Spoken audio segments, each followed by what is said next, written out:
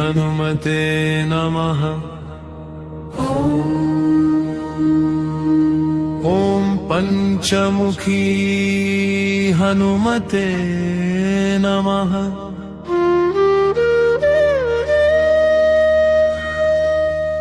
पञ्चवक्त्रं महाभीमं त्रिनेत्रं च महाबलं सिंहिकागर्भसम्भूतं हनुमन्तं नमाम्यहम्। ॐ हनुमते रक्ष रक्ष सर्वतो माम्। ॐ हनुमते रक्ष रक्ष सर्वतो माम्। पूर्वे हनुमान् कपिमुखधारी रक्षतु माम्।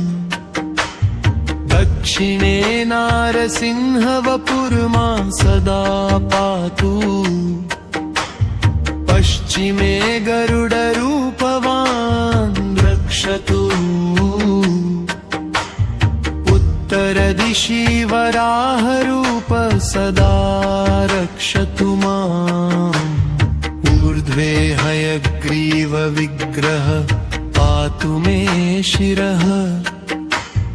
अधस्तात् ब्रह्मास्त्ररूप पातु पादयुग्मं सदा मम। अष्टदिशि रक्षतु पञ्चवक्त्रः।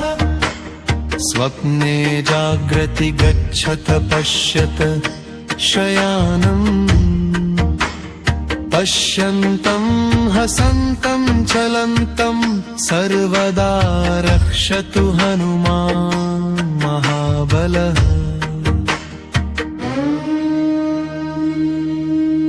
ॐ अञ्जनीसुताय महाबलाय रामदूताय नमः।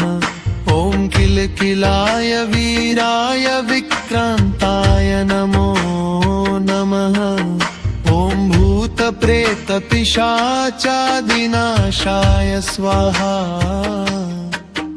ॐ असिधारा कृशानुवत्कवचं मे हनुमान् स्थापयतु। रामभक्ताय रामदूताय हनुमते नमः।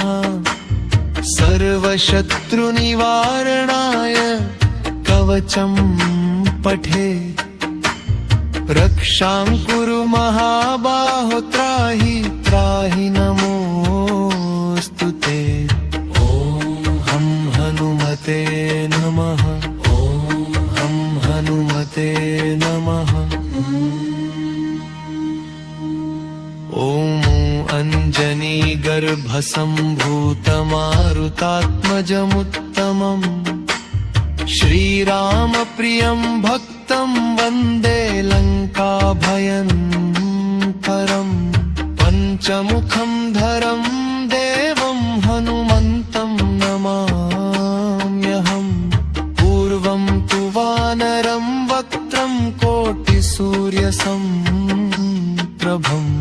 दक्षिणे नारसिंहं च भयनाशं सदा स्मरे। पश्चिमे गरुडं वक्त्रवन्वक्त्रतुण्डं महाबलम्। उत्तरं तु वराहं च कामरूपं महाबलम्। ऊर्ध्वं हयग्रीवमुखं शङ्खचक्रगदाधरम्। एवं पञ्चमुखं रूपं हनुमन्तं महाबलम्। यो स्मरेत्रातरुत्थाय सर्वशत्रुभयं भरेत। नाशयेत् दुःस्वप्नं शुभं दुष्टग्रहसमुद्भवम्। अभिचाराणि सर्वाणि मन्त्रतन्त्राणि भूतले। सापराद्धं नमुच्चेत्तु पञ्चवक्त्रं हनुमतम्। यं यं चिन्तयते कामं तं तं प्राप्नोत्यसंशयम्।